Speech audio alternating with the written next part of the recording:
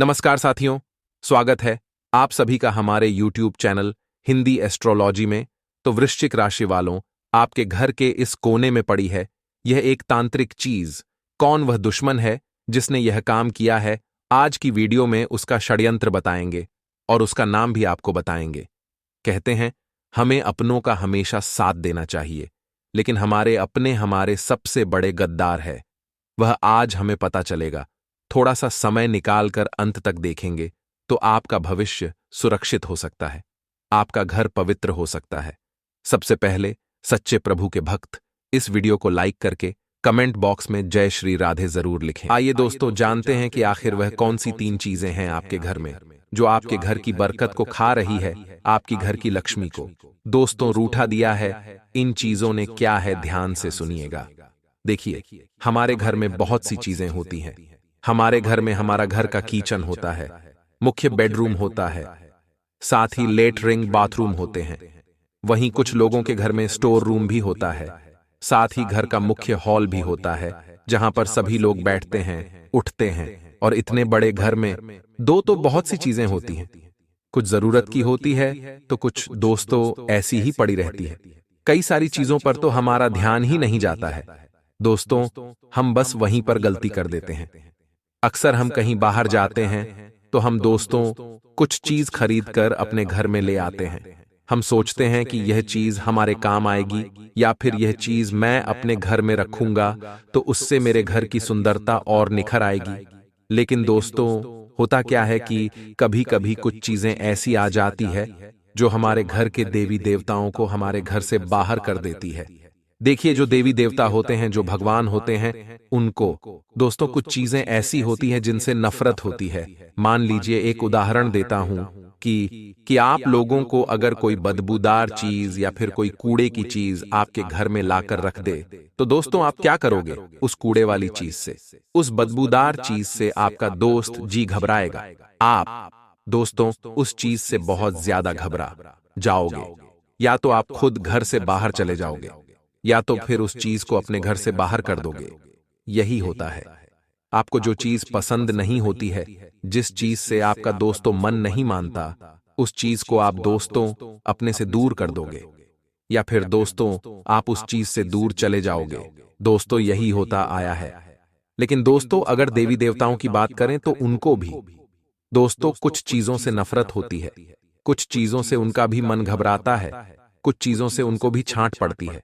तो दोस्तों वह चीज अगर आपके घर में होगी तो आपके घर के देवी देवता उस चीज को घर से बाहर तो कर नहीं सकते, क्योंकि वह तो केवल एक शक्ति है जो किसी चीज को उठाकर आपके घर से बाहर नहीं कर सकती। लेकिन वह दोस्तों खुद आपके घर को छोड़कर जा सकते हैं। अगर आपके घर में वह कुछ गलत चीजें होंगी जिससे आपके घर के देवी देवताओं का मन घबराएगा, उनको अगर छांट पड़ेगी तो आपके घर के देवी देवता ही आपके घर को छोड़कर चले जाएंगे। वह उस चीज को बाहर तो कर नहीं सकते, क्योंकि वह तो केवल एक शक्ति है। वह उस चीज को उठाकर आपके घर से तो बाहर करने के लिए रहे नहीं, लेकिन वह आपके घर को छोड़कर चले जाएंगे। उल्टा आपसे गुस्सा होंगे, उल्टा आपसे क्रोधित होंगे कि आपकी वजह से उनको उनका घर छोड़कर जाना पड़ रहा है। तो दोस्तों, ये चीज मैंने एक उदाहरण के तौर पर आपको समझा दी है। इसलिए कुछ चीजें ऐसी होती हैं जो हमारे घर में अगर आ जाए तो वह हमारे घर की खुशियों को छीन लेती है, हमारे घर की लक्ष्मी को दोस्तों छीन लेती है। हमारे घर की जो लक्ष्मी है वह नाराज हो जाती है। हमारे घर की जो अन्नपूर्णा देवी होती है वह भी हमारे घर को छोड़कर चले जाती है। और फिर उसका नतीजा ऐसा होता है कि हमारे घर में बीमारियां आ जाती हैं। लोगों के घरों में दो तो बीमारियां आ जाती हैं, साथ ही धीरे धीरे कर्ज होने लगता है, लड़ाई झगड़ा होने लगता है। दोस्तों, जो कुल होता है उसका विनाश होने लगता है, क्योंकि आपके घर के कुल देवी देवता जब आपसे नाराज होकर आपका घर छोड़कर चले जाएंगे तो समझ लीजिए फिर तो आपके कुल का नाश होना तय है। कभी कभी ऐसा होता है जो हमारे कुल देवी देवता होते हैं वह दोस्तों हमारे घर को छोड़कर नहीं जा सकते, क्योंकि वह तो उनका मुख्य स्थान है। एक और उदाहरण दे रहा हूं। देखिए, आपके घर के जो कुल देवी देवता होते हैं वह हमेशा आपके घर में ही रहते हैं, और अगर उनको किसी चीज से नफरत हो, अगर उनको किसी चीज से दोस्तों, घिन आती हो तो दोस्तों वह आपके घर को छोड़कर भी नहीं जा सकते हैं। मजबूरन उनको उस चीज के साथ रहना पड़ता है। मान लीजिए अगर आपको आपके घर में किसी बदबूदार चीज के साथ या फिर दोस्तों वह चीज जो आपको पसंद नहीं है उसके साथ रहने के लिए कहें तो आपको गुस्सा आएगा। आपको दोस्तों अंदर अंदर बहुत तड़प महसूस होगी। तो दोस्तों ठीक ऐसा ही कुल देवी देवता के साथ भी होता है। वह मजबूरन रहते हैं आपके घर में और उस चीज का दोस्तों फर्क आपके घर के कुल देवी देवता पर पड़ता है। फिर आपके घर के कुल देवी देवताओं को बहुत गुस्सा आता है, जिसके चलते वह आपके कुल का नाश तक कर देते हैं। आपके घर में आए दिन कोई न कोई दुर्घटनाएं होती रहती है। किसी का एक्सीडेंट हो जाएगा, किसी की अकाल मृत्यु तक हो जाएगी। इसलिए कुछ चीजों को दोस्तों घर से बाहर निकालना बहुत ज्यादा जरूरी है। साथ ही यह समझना भी बहुत जरूरी है कि हम अपने घर में क्या रखें और क्या नहीं रखें। तो आज की इस वीडियो में उन सारी चीजों के बारे में मैं आपको बताने वाला हूं। उदाहरण के तौर पर मैं आपको हर एक जानकारी दे दी है, लेकिन अब उन चीजों के बारे में बात कर लेते हैं कि आखिर वह कौन सी चीज है जिनसे हमारे घर के देवी देवता, हमारे भगवानों को पीड़ा होती है। उनका मन घुटता है उन चीजों से। ध्यान से सुन लीजिए। पहली चीज के बारे में मैं आपको बताता हूं। देखिए, कोशिश करें कि आपके घर में मैले कपड़े यानी कि जो पुराने कपड़े होते हैं वह बिना धुले नहीं होने चाहिए। देखिए, हम जो कपड़ा पहनते हैं और पहनने के बाद हम अपने कपड़े को उतार कर अगर उसे बिना धोए इधर उधर रख देते हैं तो दोस्तों उस कपड़े के अंदर हमारा पसीना जमा होता है। धीरे धीरे उस पसीने में नकारात्मक ऊर्जाएं पनपने लगती हैं। जो हमारा पसीना होता है वह दोस्तों अपनी ओर नकारात्मक शक्तियों को बुलाता है, नकारात्मक शक्तियों को आकर्षित करता है। इसलिए हमेशा अपने कपड़ों को धोकर रखें। ज्यादा दिन तक अपने घर में बिना धुले हुए कपड़ों को नहीं रखना चाहिए। रोजाना कपड़ों को धोना चाहिए। अगर आपके घर में कोई कपड़ा बिना धुला हुआ पड़ा है, कुछ लोगों के घर में बिना धुले हुए पुराने कपड़े कई सालों तक पड़े हुए रहते हैं और उनको पता भी नहीं चलता। कभी इस कोने में तो कभी उस कोने में, कभी ऊपर छत पर पड़े हुए रहते हैं बिना धुले हुए और गंदे मैले कपड़े। और उसका परिणाम यह होता है कि फिर उनके घर में धीरे धीरे नकारात्मक शक्तियां यानी कि बुरी शक्तियां, काली शक्तियां आकर्षित होने लगती है। और जब हमारे घर में बुरी शक्तियां, नकारात्मक ऊर्जा आकर्षित होने लगती है तो दोस्तों हमारे घर की जो सकारात्मक शक्तियां, जिनको हम घर के देवी देवता बोलते हैं, भगवान कहते हैं, वह हमारे घर को छोड़कर जाने लगते हैं, क्योंकि उनको उन चीजों से नफरत होती है। उन नकारात्मक ऊर्जाओं से हमारे घर के देवी देवताओं को नफरत होती है। फिर वह हमारे घर को छोड़कर जाने लगते हैं। इसलिए ध्यान रखें कि आप अपने घर में बिना धुले हुए मिले कपड़े ना रखें। अभी के अभी अपने घर को अच्छे से छान लें कि कहीं कोई बिना धुला हुआ कपड़ा तो नहीं पड़ा है। खासकर कि यह परेशानी मर्दों में बहुत होती है। जो मर्द होते हैं वह अपने कपड़े पहनकर इधर उधर फेंक देते हैं। कभी कभी कई दिनों तक वह कपड़े उधर ही पड़े रहते हैं। और दोस्तों कभी अगर वह कपड़ा इधर उधर किसी कोने में चला गया तो फिर वह महीनों और सालों तक पड़ा रहता है, जिसके कारण दोस्तों फिर वह एक खतरनाक चीज का रूप ले लेता है। क्योंकि दोस्तों ये जो शरीर का पसीना होता है ना, या बहुत खतरनाक होता है या अपनी ओर कई सारी गंदी गंदी चीजों को आकर्षित करता है। इसलिए ध्यान रखना अपने मैले कपड़ों को प्रतिदिन या फिर सप्ताह में 2 से 3 बार तो धोते रहना। और दोस्तों अगली चीज है आपके घर की जो पर्दे होते हैं, घर के जो चद्दर होते हैं, सोफे के कवर होते हैं, इनको भी समय समय पर अच्छे से धोते रहें। क्योंकि कई लोगों की गंदी आदत होती है कि वह अपने घर के पर्दों को और चद्दर को, साथ ही सोफे के कवर को कई महीनों महीनों तक धोते नहीं हैं। जब तक वह अच्छे गंदे नहीं हो जाए तब तक उनको चलाते रहते हैं। लेकिन एक बात का मैं आपको दोस्तों सावधानी दे दूं कि वह जो पर्दे, चद्दर होते हैं वह कई दिनों तक जब धूल मिट्टी खाते हैं, उनके अंदर तरह तरह की गंदगी जब पैदा होने लगती है तो वह फिर अपने और गलत और नकारात्मक शक्तियों को आकर्षित करने लगते हैं। इसलिए आपकी यह जवाबदारी है कि आप अपने घर के पर्दों के साथ साथ कपडेड के साथ साथ चद्दर हो गया, सोफे के कवर हो गए, घर की रजाइयों के कवर हो गए, इनको भी रोजाना नहीं तो कम से कम महीने में एक बार तो अवश्य रूप से धोएं। आशा है आपको मेरी बात अच्छे से समझ आ गई होगी। अब दोस्तों अगली चीज है, देखिए अक्सर घरों में फर्नीचर होते हैं कुछ फर्नीचर बहुत अच्छे होते हैं तो कुछ फर्नीचर टूटे फूटे भी होते हैं। अक्सर हमारे घर में कोई फर्नीचर जैसे सोफा हो गया या फिर कोई पलंग हो गया या कोई टेबल हो गई। दोस्तों, इंसान की आदत होती है कि जब तक वह पूरा खराब ना हो तब तक वह उन चीजों का उपयोग करना नहीं छोड़ता। लेकिन यह गलती दोस्तों उसको बहुत ज्यादा भारी पड़ जाती है जब वह टूटी पुरानी फर्नीचर की चीजें एक नकारात्मक शक्ति का रूप बन जाती है। देखिए दोस्तों, जो घर में टूटे पुराने फर्नीचर होते हैं, यानी कि जो टूटी फूटी चीजें होती है, चाहे कोई फर्नीचर हो गया चाहे कोई भी चीज हो गई, दोस्तों टूटे पुराने चीज भी दोस्तों अपनी ओर नकारात्मक शक्तियों को आकर्षित करते हैं। और कई लोगों की आदत होती है कि जब कोई चीज टूट जाती है तो उसे भी दोस्तों जुगाड़ करके वह सालों साल चलाते रहते हैं। लेकिन देखिए दोस्तों, आपके जो घर के देवी देवता हैं, जो आपके घर की लक्ष्मी है, जब वह देखती है कि आप अपने घर की जो मुख्य चीजें होती हैं उनको भी टूटने के बाद चलाए जा रहे हो, उनका उपयोग करे जा रहे हो, तब वह दोस्तों इन चीजों से नाराज हो जाती है।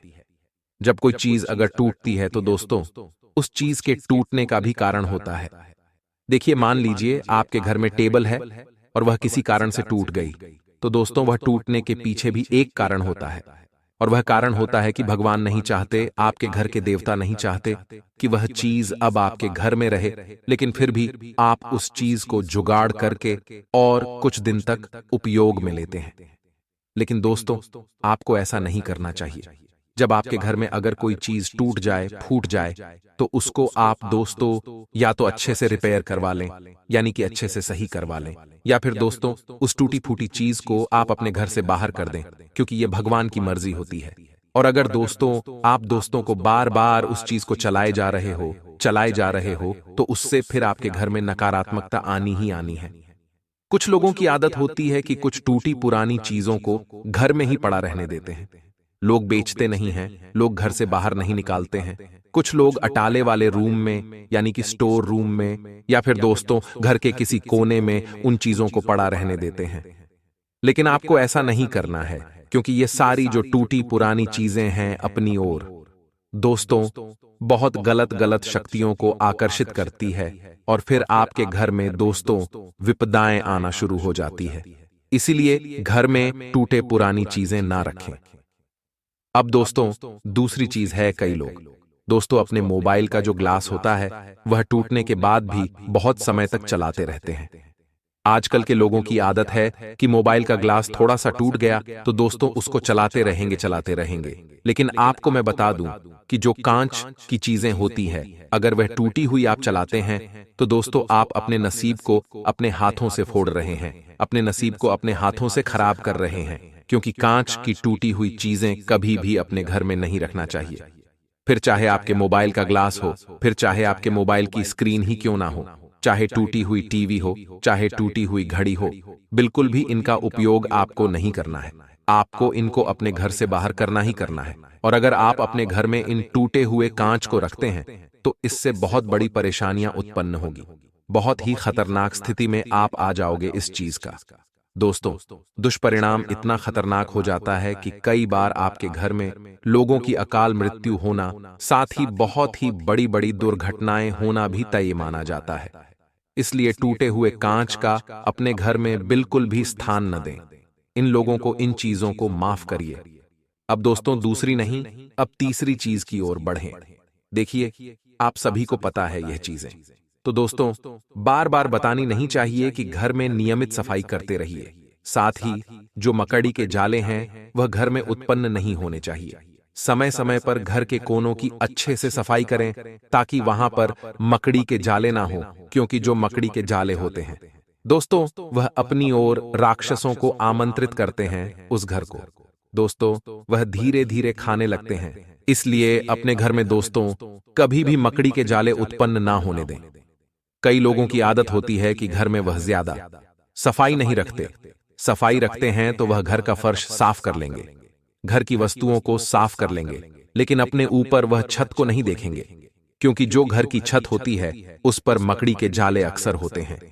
कई कोनों में भी मकड़ी के जाले होते हैं।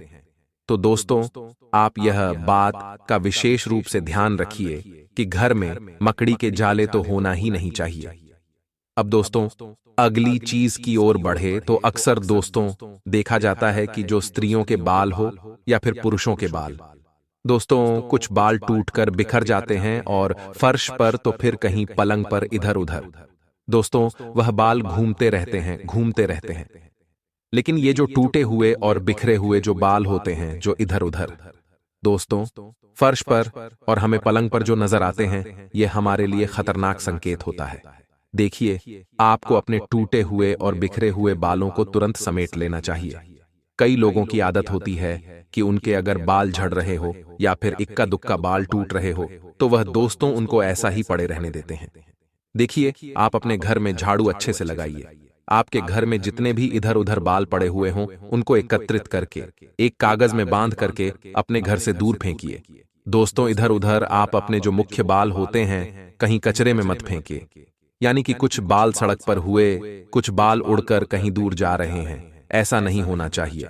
आप अपने बालों को एक कागज में एकत्रित करके एक कागज में अच्छे से लपेट दें ताकि वह इधर उधर उड़े नहीं बाहर, और उनको एकत्रित करके फिर आप दोस्तों किसी कूड़े कचरे में फेंके। लेकिन अगर आप अपने बालों को इधर उधर फेंक रहे हो, कोई सड़क पर उड़ रहा है, कोई बाल इधर उधर कूड़ेदान में बिखरा हुआ है, तो यह बहुत ही खतरनाक हो जाता है। इसलिए अपने बालों को हमेशा समेट कर रखिए। कोई बाल अगर टूटा हुआ दिख जाए तो उसे एक जगह निश्चित स्थान पर फेंके ताकि आप उसको वहां से इकट्ठा करके कागज में बांध करके कहीं कूड़ेदान में जाकर फेंके।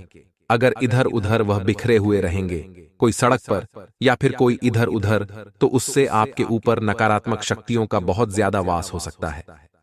आपको दोस्तों इस चीज से बहुत ज्यादा खतरा भी हो सकता है। आशा है आपको यह बात मेरी अच्छे से समझ आ गई होगी। किस्मत तो चमकेगी ही चमकेगी, साथ ही में जिंदगी एक नया मोड़ लगी और आपके जीवन में बेहतरीन पलों को ऐड करेगी। सबसे पहले उपाय दोस्तों हम आपको बताएंगे शुक्रवार के लिए। शुक्रवार के दिन आपको एक दक्षिणावर्ती शंकर की जरूर पड़ने वाली है। इस उपाय को करने के लिए एक दक्षिणावर्ती शंकर लीजिए, उसके अंदर जल भरिए, उससे भगवान विष्णु का अभिषेक करिए। तो नाच चमत्कारी उपाय हैं, सरल उपाय है, करने से भगवान विष्णु की कृपा तो मिलेगी। साथ ही में यह उपाय माता लक्ष्मी को बड़ा प्रिय है, तो माता लक्ष्मी की कृपा बन जाएगी, तो धन संपदा का तो यूं ही विस्तार हो जाएगा। सके तो पीपल के पेड़ में जल तो चढ़ाना ही पड़ेगा। यही ब्रह्म पुराण में लिखा, शनिवार के दिन पीपल के पेड़ में जल चढ़ता है, पीपल के पेड़ का स्पर्श करता है, उसके पापों का क्षय होता है, शनिदेव का आशीर्वाद मिलता है, 33 कोटि देवी देवताओं की कृपा बरसाती है, कम धंधा बराबर चला है, जिंदगी के दुख खत्म हो जाते हैं और परिवार खुशहाल रहने लगता है। अंतिम उपाय हम आपको बताएंगे दोस्तों। सोमवार के लिए सोमवार के दिन आपको क्या करना है।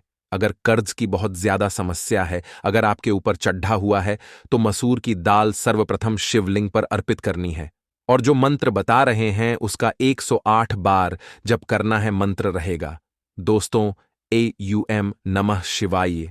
इससे आपका कोई भी काम बिगड़ेगा, बहुत ही शानदार यह उपाय ही एक बार जरूर करेगा, आपको मनचाहा परिणाम प्राप्त हुआ। अब दोस्तों यदि आपके घर में कुछ आप पड़ोसियों का आना जाना है, कई बार रिश्तेदार आ जाते हैं, कई बार आप पड़ोसी आ जाते हैं, कुछ ऐसे लोग आ जाते हैं जो पूरे पूरे दिन आपके घर में बैठे रहते हैं, घर वालों से बातचीत करते रहते हैं, तो ध्यान रहे कि ऐसे लोगों को आपको अपने घर की बातें नहीं बतानी है।